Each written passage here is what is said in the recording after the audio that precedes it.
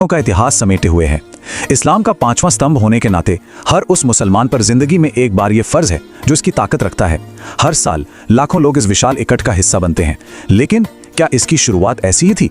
आज के इस विश्लेषण में हम बिना किसी देरी के हज के इस गहरे और हैरानगेज ऐतिहासिक सफर को ट्रेस करेंगे।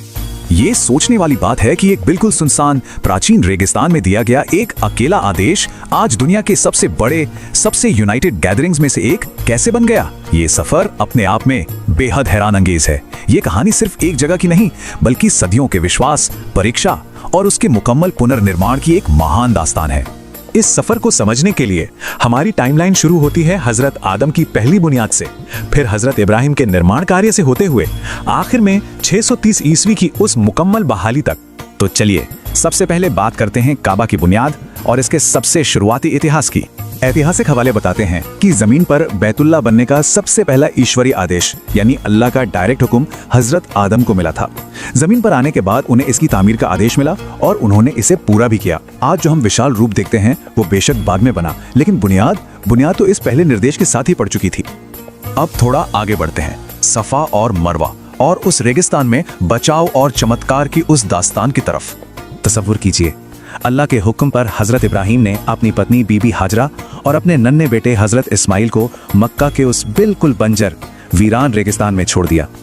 खाना और पानी ना के बराबर। जब आखिरी बूंद भी खत्म हो गई और नन्हे बच्चे की बेचैनी बढ़ी तो एक माँ की तड़प देखिए। बीबी हाजरा पानी की तलाश में सफा और मरवा पहाड़ियों के बीच बेचैनी से दौड़ने लगी। और इस कड़ी परीक्षा के बीच एक चमत्कार होता है। जिस जगह पर नन्हे इस्माइल ने प्यास की शिद्दत से अपनी एड़ियां रगड़ी थीं, वहां से अचानक एक पानी का चश्मा फूट पड़ता है। और यही चमत्कारी लगातार बहने वाला पानी का चश्मा आज जमजम कहलाता है।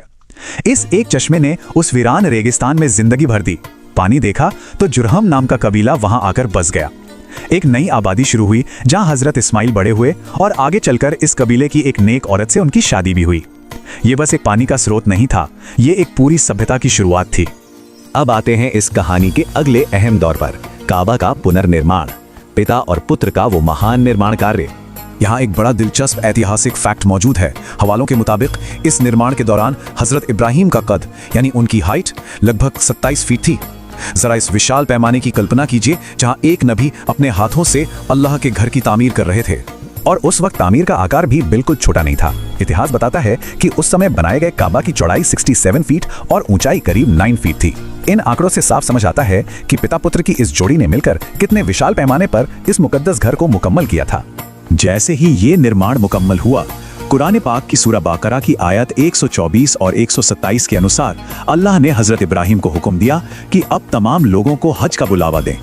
हिस्ट्री के नजरिए से देखें तो यही वो असल टर्निंग पॉइंट था जहां से बाकायदा हज के अनुष्ठान का आदेश लागू हुआ और उन्होंने खुद भी इसकी अदायगी की। लेकिन समय हमेशा एक सा नहीं रहता। आप बात करते हैं सदियों बाद कुरैश के दौर में आए बदलाव और ऐतिहासिक भटकाव की। समय के साथ मूल परंपराओं में एक बड़ा ड्रिफ्ट आ गया। कहां हजरत इब्राहिम के सिखाए मूल अनुष्ठान और कहां कुरैश द्वारा किए गए बदलाव। उन्होंने सफा और मरवा के चक्कर लगाना छोड़ दिया। अराफात के मैदान का गैदरिंग बंद हो गया। यहाँ तक कि कुछ लोग पूरी प्रक्रिया में बिल्कुल खामोश रहते थे। और सबसे हैरान करने वाली बात यह थी कि कुरैश को छोड़कर बाहर से आने वाले तमाम लोगों को बिना कपड़ों के काबा का तवाफ करना पड़ता था। ये ओरिजिनल ट्रेडिशन से एक बहुत ही ड्रास्टिक शिफ्ट था। पर यह भटकाव आखिरी सच नहीं था। आइए अब इस सफर के अगले हिस्से यानी 7वीं सेंचुरी की बहाली और प्राचीन परंपरा की वापसी पर नजर डालते हैं। साल 630 ईस्वी, मक्का की फतह का वक्त। नबी करीम ने मक्का और काबा को अंदर से मूर्तियों से बिल्कुल पाक किया। उन्होंने उसी साल हज किया, जो कि रेस्टोरेशन का पहला और सबसे बड़ा कदम था। पर असल इंस्टीट्यूशनल बहाली उसके ठीक अगले साल आई। फतह मक्का के अगले साल हजरत अबू बकर के नेतृत्व में करीब 300 मुसलमानों का एक काफिला हज के लिए भेजा गया। वहां हजरत अली ने एक ऐतिहासिक खुतबा दिया। इस संबंध में उन्होंने बिल्कुल क्लियरली अनाउंस कर दिया कि आज के बाद कोई भी बिना कपड़ों के तवाफ नहीं करेगा और कुरैश की बनाई हुई तमाम गलत रस्मों को ऑफिशियली खत्म कर दिया गया।